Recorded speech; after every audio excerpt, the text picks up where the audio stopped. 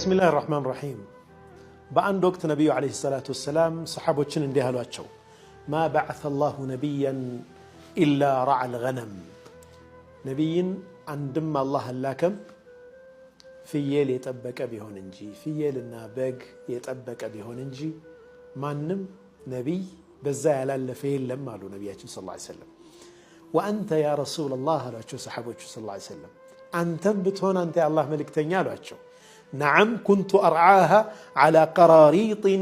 لأهل مكة لمكة سوج بتوسن دموز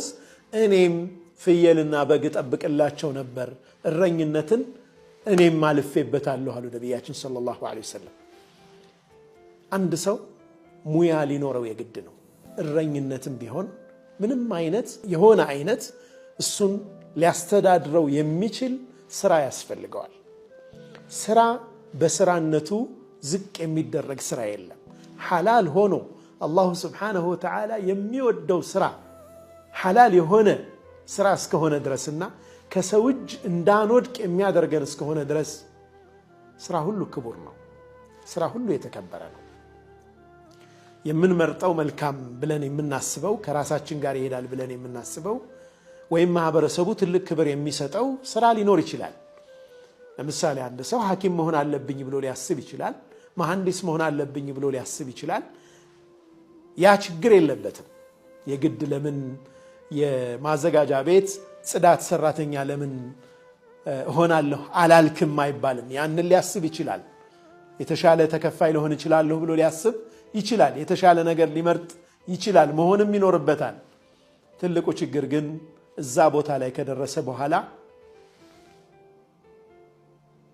ጽዳት ሰራተኛን መናቅ ከጀመረ ግን ያ ነው ትልቁ ችግር ጽዳት ከፍተኛ ብለን የምናስበውም ስራ ሁሉም ሐላል እስከሆነ ድረስ ክቡር ነው የተከበረ ስራ ነው የስራው ማንነት አይደለም አላህ Subhanahu Wa Ta'ala ዘንድ ተወዳጅ የሚያደርገን የስራው ምንነት አይደለም አላህ Subhanahu Wa Ta'ala ዘንድ ተወዳጅ የሚያደርገን ልባችን ውስጥ ያለ መልካምነት ነው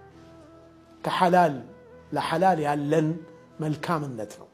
ከሐራም ያለን ሽሽት ነው ያገኘነው መልካም ነገር ለመልካም ነገር ማውጣት መቻላችን ነው ሙያ አልባ መሆን በእስልምና ፈጽሞ የተወደደ አይደለም የሆነ አይነት ስራ ኢትቃን የምናደርገው የምናሳምረው ስራ ሊኖረን ይገባል ዑመር ኢብኑ ኸጣብ ረዲየላሁ ዐንሁ ምን አሉ أرى الرجل فيعجبني عندن سو آيونا اقرم بتالو ودنك بتالو تروسو نبي ياسبوالو كذابو هلا موياه من دن نبي يتأيقوالو موياه اندليل لو سينقرين سقط من عيني كعيني يودك بنيالك أنا قوالو مالتنا موياه الباهونو ساقنيو يعني يورد بنيالي ياسوال موياه እያንዳንዳችን ኢትቃን ልናደርገው ምንችል ስኪልድ የሆነበት ነገር ያስፈልገናል ምሁራን እንደሚሉት አንድ ሰው አንድ ነገር ላይ ፎከስ ካደረገ የበለጠ ያንን ነገር አድምቶ መስራት ይችላል ኤክስፐርት መሆን ይችላል ቢበዛ ሁለት ነገር ይላሉ ከዛ በላይ ከሆነ የተወሰነ ዕውቀት ይኖረዋል እንጂ ዲፕ ጥልቅ የሆነ ዕውቀት ጥልቅ የሆነ ኖሃው ሊኖረው አይችልም ስለዛ ጉዳይ ማለት ነው ምንገባባቸው ነገሮች በበዙ ቁጥር እንበታተናለን በደንብ ኢትቃን አናደርገውም ስራዎችን ግን ለየትኛውም ስራ ክብር ሊኖረን ይገባል ማለት ነው ትልቅ ደረጃ ስንደርስ የመጣንበትን መናቅ አያስፈልግም አንዳንድ ጊዜ ወላጆቻችን ማህበረሰቡ ዝቅተኛ ብሎ ከሚያስባቸው ስራዎች ተነስተው ያንን ስራ ሰርተው እኛን ትልቅ ደረጃ ያደርሱንና ትልቅ ደረጃ ከደረስን በኋላ ግን ወላጆቻችን ዞር ብለን ማየት ወይም ታሪካችን ማሰብ ይከብደናል ዲናል ውስጥ የምንገባበት ጊዜ አለ እንክዳለን አንዲት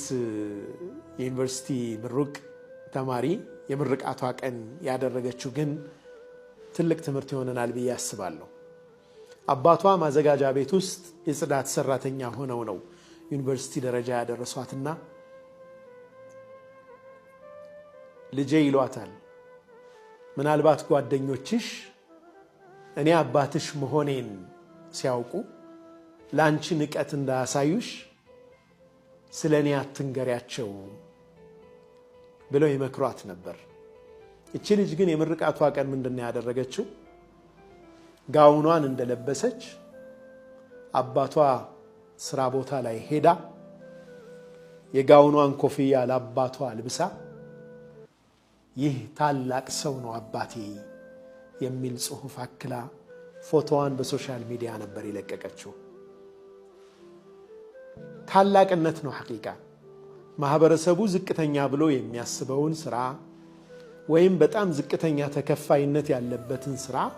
ሰርተው ልጆቻቸውን ለቁም ነገር ያበቁ ወላጆች ሊኮራባቸው ይገባል፣ ሊደነቁ ይገባል፣ የበለጠ ክብር ሊሰጣቸው ይገባል። የሥራ ትንሽነት የለውም። ትንሽ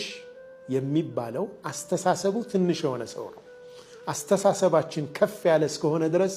ሐላል የሆነ ምንም ስራ ብንሰራ እኛ የተከበርን ሰዎች ነን። አንደኛ የምንመገበው ምግብ ሐላል ነው። ሁለተኛ ከሰው እጅ አልወደቅንም፣ ራሳችንን ችለን የቆምን ሰዎች ነን። በዛ ማንኛውም ክህሎት ኖሮት ስራ የሚሰራ ሁሉ ክብር ይገባዋል እላለሁ። ወሰለላሁ ወሰለም ወባረከ ዐላ ሰይድና ሙሐመድ وعلى آله وصحبه وسلم. الله